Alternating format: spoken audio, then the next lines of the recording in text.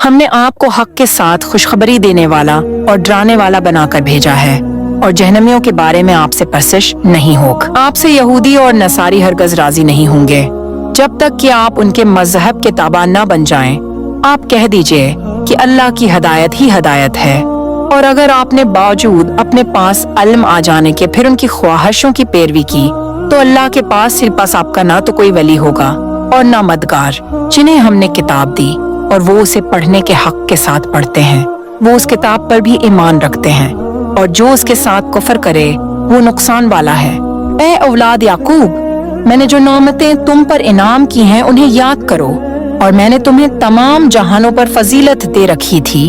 उस दिन से डरो जिस दिन कोई नफ्स किसी नफ्स को कुछ फायदा न पहुंचा सकेगा, न किसी शख्स से कोई फदिया कबूल किया जाएगा, न उसे कोई शफात नफा देगी, न उनकी मदद की जाएगी।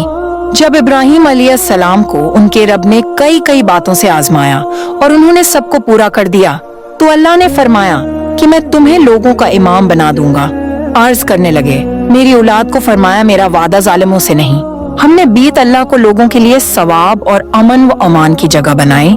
तुम मकाम इब्राहिम को जाए नमाज मुकर्रर कर लो। हमने इब्राहिम अलैहिस्सलाम और इस्माइल अलैहिस्सलाम से वादा लिया कि तुम मेरे घर को तवाफ करने वालों और उतकाफ करने वालों और रकुआ सजदा करने वालों के लिए पाक साफ रखो। जब इब्राहिम ने कहा, ऐ परवरदिगार, तो इस जगह को अमन वाला शहर बना और यहाँ के बाशिंदों को जो अल्लाह ताले पर और क़यामत के दिन पर ईमान रखने वाले हों फूलों की रोजियां दे।